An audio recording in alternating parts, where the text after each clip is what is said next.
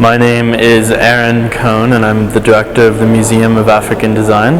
What is the Museum of African Design? So the Museum of African Design, or MOAD as we like to call it, is sort of the first space in South Africa that's dedicated to the rest of the continent. It's the first museum that's not simply focused on national heritage and preserving national culture, but is consciously looking at exciting creative things that are going on around Africa. So it's both contemporary design and contemporary art? We like to stick to design as much as possible, but we do find really exciting sort of fine arts and other creative mediums that are going on around the continent, people that we want to have in our community here, who we work with when we can. And we're standing here in the exhibition that it's 21 Icons Portrait of a Nation, so that's a photography exhibition. Yes, 21 Icons is not only a photography exhibition, but also a South African exhibition. Okay. So it's sort of the exception, but this is our conscious effort to sort of look at 20 years of democracy in South Africa, and it's also the first time that we're bringing school groups through. And we've got a couple thousand students who are coming sort of for the first time around a curriculum that we developed to experience this really important exhibition.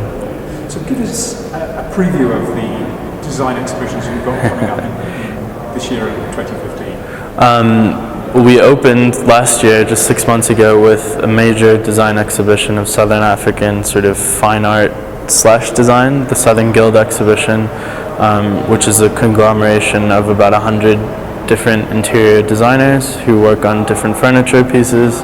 We moved on from there to a show about nostalgia in 5 different African countries. I think what was our most successful show to date was a fashion exhibition with 16 different countries represented.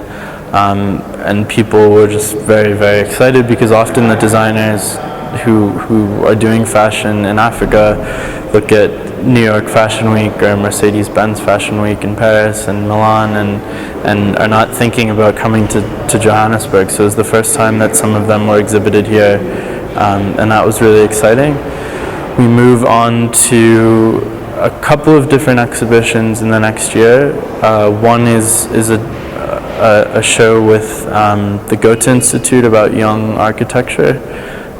We also are looking at a really great program with the Tate that was done in Cameroon, which will sort of be experimented and installed here before going to the tanks at the Tate after their renovations. So what's the subject of that? The subject of that is a fashion show that was held in Cameroon, in Douala, during the Biennale there, and it was essentially a fashion show without any fashion expertise. So it's an amazing photography and film sort of portrayal of this fashion show that was held with tons of different people from around West Africa, all sort of taking up different identities and looking at design and fashion as a way to assume different identities, which is a common theme, I think, in contemporary African art, looking at identities, but this is a very sort of low-tech version of it where it wasn't artists or sort of professors doing this. It was really people on the ground sort of playing with the themes themselves. And why is design so important for Africa? Well, I like telling the story of design as sort of an evolution of African art. In the 1920s, there was no such thing as African art. The Brooklyn Museum in 1923 was the first to call its collection of ethnographic objects from Africa art objects. And I think design is sort of the next step in that evolution, and design schools have only been in Africa for the last 20 years, but obviously people have been doing design and creating design and much longer. For much longer than that.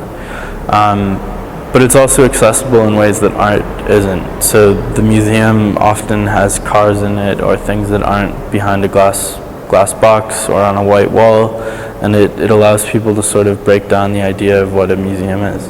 And indeed you have at the moment a beaded Mercedes. Yes, we have the first life-size beaded car with 3 million beads from South Africa upstairs, and also Nelson Mandela's car is in the building at the moment, which is a true honor for us. And we were very lucky that Mercedes was the sponsor for this 21 Icons exhibition. So where do you think exciting design is on the continent? I think there's some pitfalls for sure when people talk about design in Africa and innovation and problem solving, because people automatically think, well, Africa must have tons of amazing designers because people are solving such critical problems like poverty and hunger and war and conflict. But I actually think that some of the really exciting things happening are, really well-funded private projects. There's a great startup scene in East Africa. There's a great sort of reinterpretation of the internet going on in Accra and Lagos. Neither of those, it seems to me, has a very strong thread of design in it. No, but I think design is much broader than we like to think of it in the museum world. I mean, the reason you don't talk about necessarily startup culture in a museum is how do you exhibit it. But startup culture is about making something, and about solving problems, and that is really at the core of design. The question is, how do you translate someone who's created the first sort of agriculture terminal and index in Nairobi into something that people can interact with in a museum, and yet they have designed something that's hugely important and hugely relevant. And how does it work financially? Who's supporting? We're a private museum. We have no funding, no sort of generous backer or rich guy that has decided to start a museum. Instead, we work with corporations and try to find projects that we can present to them and sort of create in a museum setting.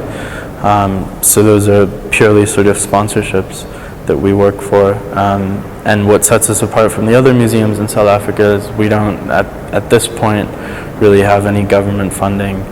And as long as we can sort of continue to find corporations that are interested in being showcased in a designed museum and in a museum setting, and who are willing to give us the freedom to curate the shows that we like, I think we'll stick with that. Yeah. You also run events here, don't you? What sort of events? We do run events. That's a good point. That's the other main source of funding. The kinds of events vary from pop-up dinners to corporate parties and product launches. It really depends on what's in the space at the time, and if it's something that we obviously have the final say on what sorts of events can take place in here. But we've seen some really exciting things, from a mock boxing match to a machine that shot off fireworks when people kissed for Valentine's Day, a roller derby.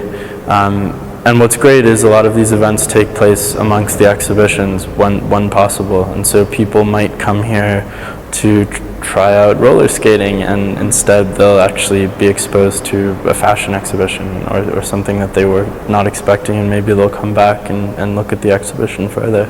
And finally, set the museum in its city context, because you're in Malaga. Yes, so I think the most exciting thing about the creation of the museum is its timing. It is starting up in a time when people are starting to come back to downtown Johannesburg, and it is a city that since the 1980s has become abandoned, has become dangerous, and has a really terrible reputation.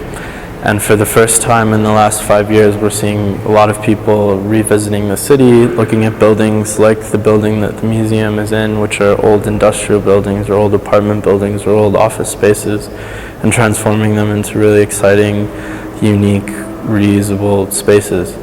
And there's almost a waiting list, really, for people to move back into the city, which I think is exciting. And people are starting to reconsider the city as a solution for South Africa versus these sort of walled suburbs with electric fences and people living apart from each other in fear. And it's funny, we had an event just last week, and the keynote speaker got up on stage and said, I know all of you locked your car doors, rolled up your windows, and drove down here in fear, but you got here and you all looked at each other and said, oh, that wasn't so bad. And I think that's the reaction that people are starting to have.